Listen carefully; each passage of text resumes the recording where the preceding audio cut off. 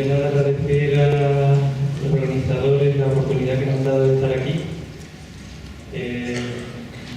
Y por otra parte, bueno, contextualizar un poco la charlita que voy a dar dentro del contexto de todo el seminario, ¿no?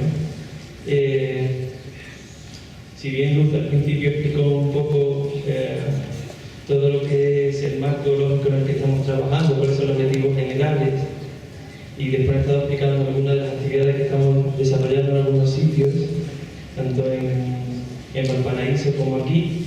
Bueno, nosotros en este segundo apartado, ¿no?, íbamos a incidir más sobre las herramientas que pensamos utilizar o que queremos poner en práctica para cumplir los objetivos un poco que nos hemos impuesto, ¿no? En este sentido,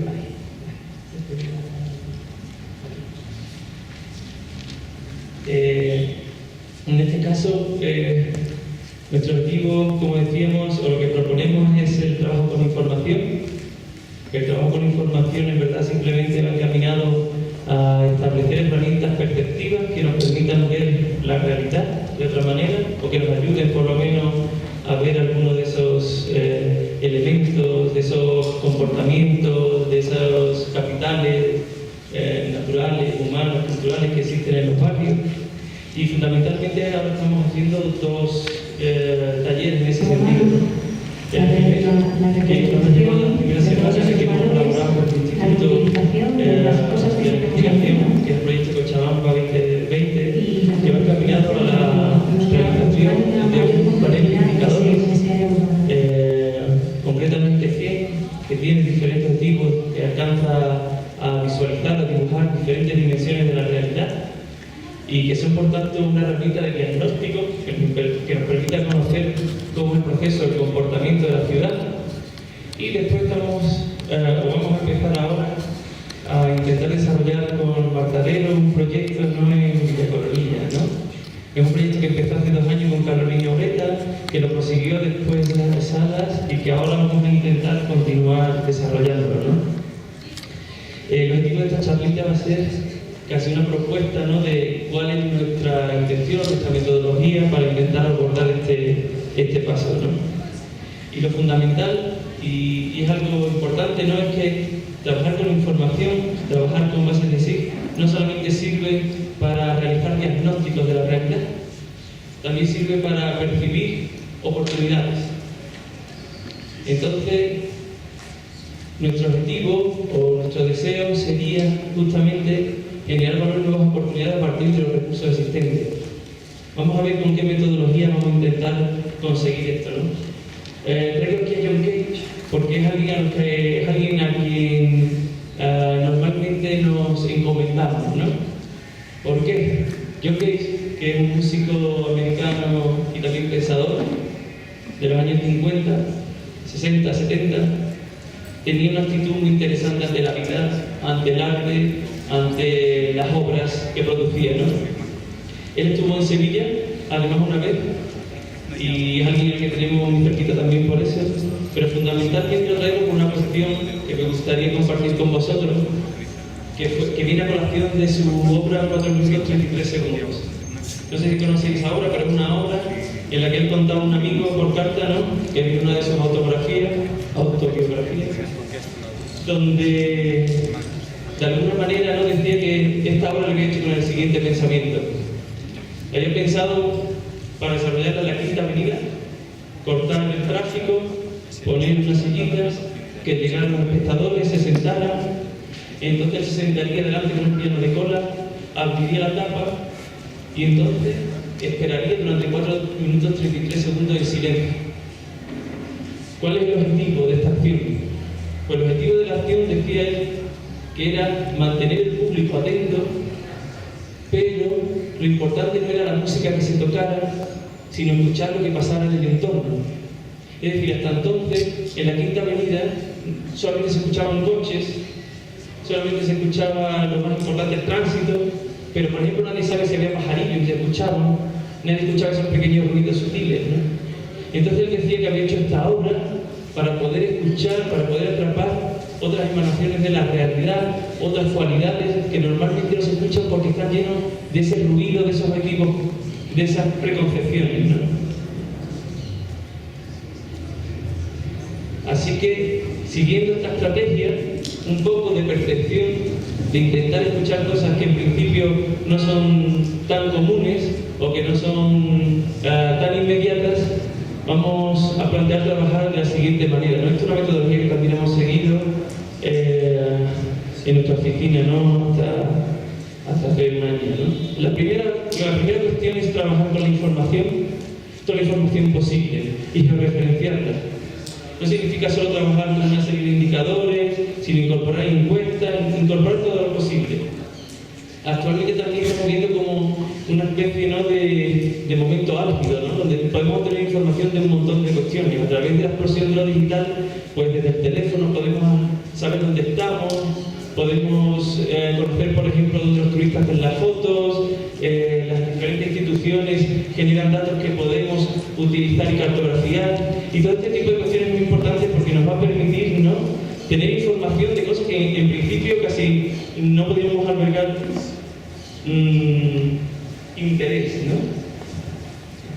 La segunda parte, ¿no?, metodológica, que es importante para nosotros, es, una vez que hemos cartografiado, que hemos reunido toda esta información, va a ser intentar cartografiarla en sí. Es decir, meterlo en una base de datos y empezar a producir y a expulsar esa información de manera visual. Algunas veces no entendemos las cosas de manera diferente si las vemos leídas o escritas o en tablas, así las vemos a través de los ojos, ¿no? Entonces, normalmente, ¿qué hacemos? Pues normalmente cartografiamos toda esa información. Por ejemplo, este es un caso que es en Aljaraque, era por un centro tecnológico, y nos pidieron en qué podía trabajar, ¿no? Nosotros dijimos que lo más importante era trabajar con aquellos recursos que lo hacían diferente, aquellos recursos que otros sitios no tienen, ¿no? Entonces lo que hacemos es realmente no solamente cartografiar los datos de ese lugar, sino también los de otros lugares que podrían tener comportamientos parecidos porque están cercanos, ¿no? En ese sentido, una vez que hemos comparado los dos, empezamos a ver cuestiones que en ese lugar pueden ser diferentes o que no existen en otros lugares esas cualidades, ¿no?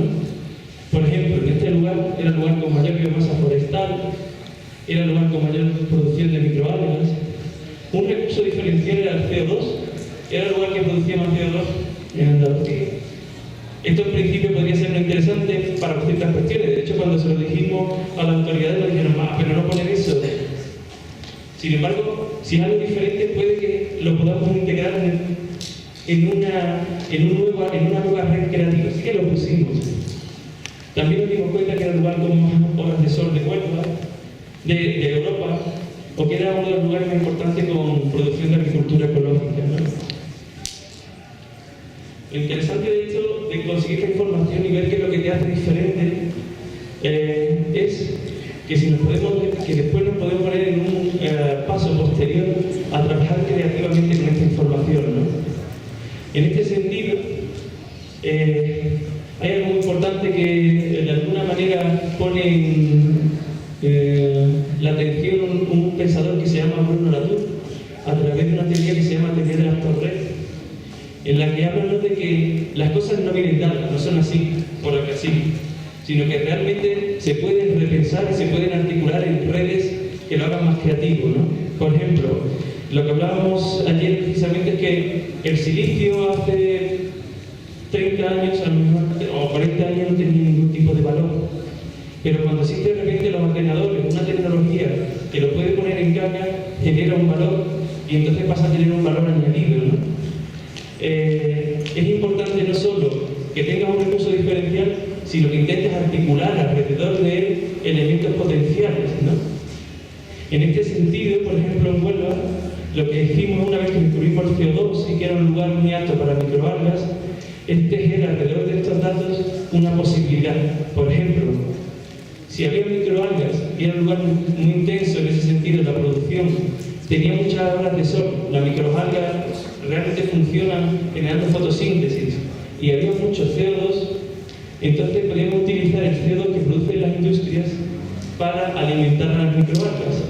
Y si había alguna industria interesada en desarrollar cultivos de microalgas, significaría que Huelva, este lugar, sería el lugar más especial para eso. Con lo cual, algo que no habíamos previsto en el principio se había convertido en una posibilidad, ¿no? Por último, no solamente es importante reclutar información, compararla para darte cuenta de lo que te hace diferente e intentar tejer redes creativas alrededor de ella para ponerla en valor, sino que es importante, ¿no?, generar espacios donde esto se pueda dar. Voy un poquito rápido porque no tengo mucho tiempo, así que no voy a explicar este proyecto. Pero voy a explicar otro, ¿no? En este caso, este es el proceso que seguimos normalmente. El primero es capturar toda la información posible, sea ambiental, humana, económica. Lo segundo es integrar los bases de SIG. Lo tercero es intentar crear nuevas redes creativas o proyectos, ¿no?, que pongan valor a esos recursos. Y lo cuarto es intentar hacer prototipos para implantarlo en el lugar y ver si empiezan a funcionar, ¿no? Como os decía, un ejemplo rápido, esto es una asesoría que me encargaban en Sevilla, porque había el problema de que los conventos de monjas estaban en ruina, no se podían mantener. Los conventos de clausura son estos 14 en la actualidad, pero no hace mucho eran 85, ¿vale? 85 de los cuales solamente quedan estos 14. Como os he dicho al principio, empezamos a cartografiar datos, a intentar encontrar cuáles son esos recursos diferenciales, así que cartografiamos los estilos, la edad, la protección, las actividades secundarias, cartografiamos las superficies. Curiosamente representaban un 1,8% de lo construido en el centro,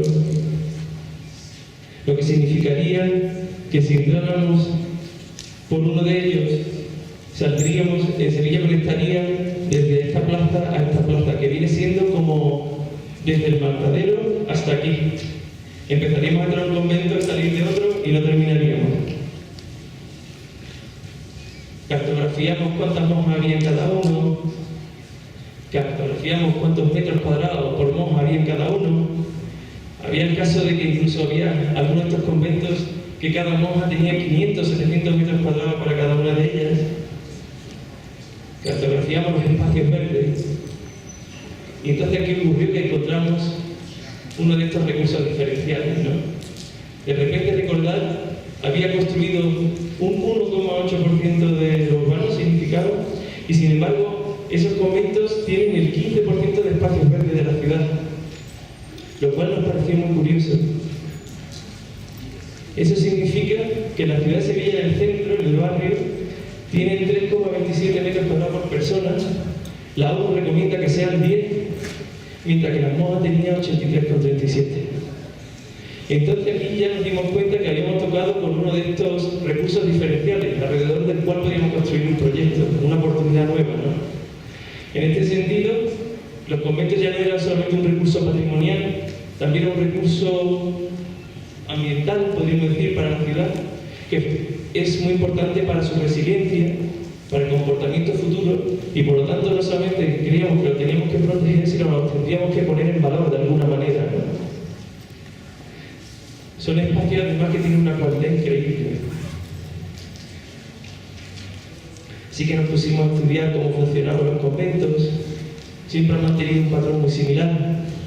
Siempre ha tenido una parte que es inclusiva, el claustro, otra parte que era de producción, de huertos, y otra parte que no era de claustro, que era de relación con la sociedad. Esta zona que estaba aquí en gris, ¿no? Que en los urbanos siempre es un poquito más pequeño.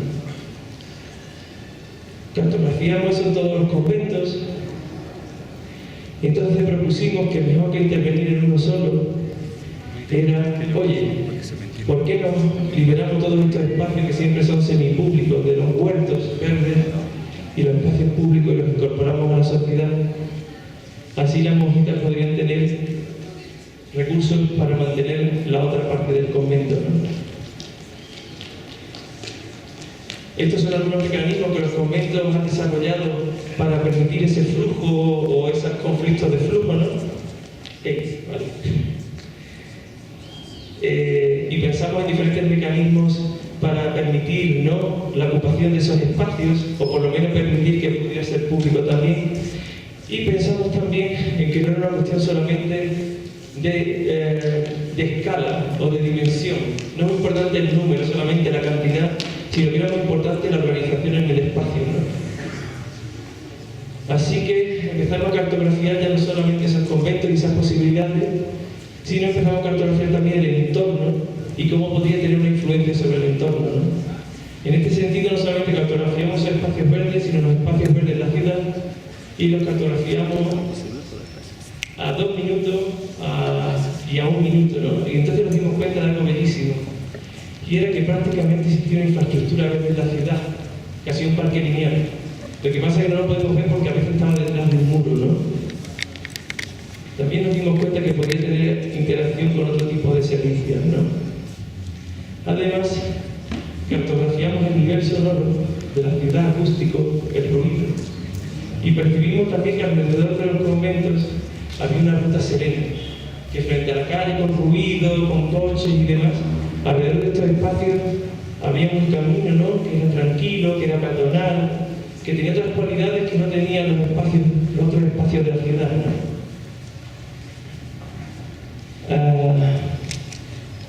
¿Qué hicimos entonces? Decidimos ese dibujo que habíamos visto en el plano, en el mapa, que habíamos descubierto trabajando con sí, salimos a la calle a buscarlo, ¿no? Hicimos una deriva, intentando comprender qué había detrás.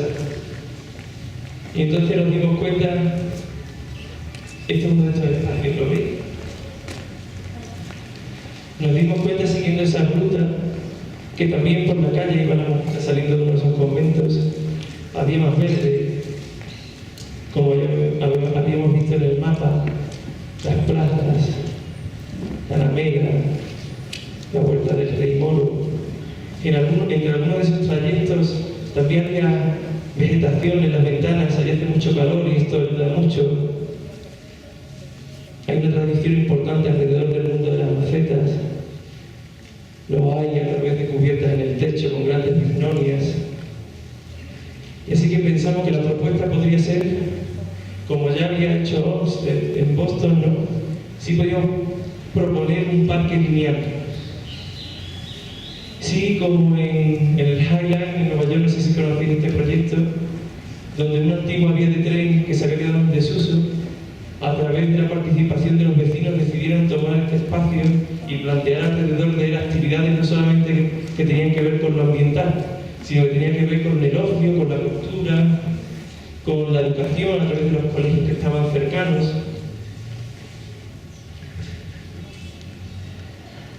Y ahora actualmente no estamos viendo, ¿no?, si esta infraestructura, que no es una propuesta, digamos, snob, sino que es algo que está allí latente, ¿no?, construido a través de la acción de múltiples actores a lo largo del tiempo, pudiéramos transformarlo en una infraestructura que a través de la participación ciudadana, ¿no?, genere esta naturaleza compartida entre todos, ¿no?, sin necesidad que sea un Estado o un gobierno el que lo provoque, ¿no?, sino que simplemente está ahí casi produciéndose y con la pequeña acción, ¿no?, voluntaria de los vecinos, de la gente que vive alrededor, puede activarse, ¿no? Este es un ejemplo que es el caso de los conventos, que es un barrio de Sevilla, en el que lo que se ha intentado hacer es una cartografía de algunas cualidades de un pequeño sector, quiero decir en este sentido los conventos. Se ha descubierto una potencialidad y se ha intentado armar alrededor de ella un proceso creativo, ¿no? La cuestión que ahora nos estaba interesando era intentar desarrollar en Villa Coronilla, siempre a través de la coordinación del matadero, ¿no?, un proceso similar en el que podamos cartografiar toda la información posible con una serie de actores, que podamos integrarnos en bases de SIR para darnos cuenta de cuáles son aquellos recursos diferenciales, que podamos imaginar cómo ponerlos en valor e intentar a partir de ahí realizar prototipos, proyectos que de verdad se realicen, ¿no? En este sentido, esto es lo que hablamos antes de investigación, gestión y acción, ¿no? Para terminar, yo soy un peliculero, Me gustaría terminar con esta imagen. En la película de Willow, este momento es esencial porque, no sé si lo recordáis, pongo un contexto. Hay un concurso para nombrar una especie de aprendiz, de mago, ¿no? Entonces hace un concurso en el pueblo y el mago, entre dos o tres, le enseña la mano y le pregunta a cada uno dónde está la magia. Todos señalan un dedo, Willow es el último, se queda pensando así, la gente empieza a mirarlo, se pone nervioso y señala un dedo. Entonces el mago dice que ese año no tendrá aprendiz, porque nadie lo ha adivinado, ¿no? La película sigue, cuando termina, el mago le pregunta a Willow que qué pensaba haber nombrado cuando se quedó dudando. Willow le dijo que pensaba que la magia estaba en su dedo, y esa era la respuesta, ¿no? Hay algo parecido a intentar cartografiar todas estas cosas y es pensar que en los barrios, los lugares, las soluciones no vienen con procesos de fuera, con recursos de fuera, con modelos de fuera, sino que está en repensar lo que tienen, los recursos que están allí y a través de eso poner valores, poner proyectos, no que lo pongan en valor. Con lo cual, como dijo Fernando, Luz y todos, hay un proceso muy grande, ¿no?, de repensarse, de revisar y de darse cuenta de lo que uno tiene como material para trabajar. Eso es todo.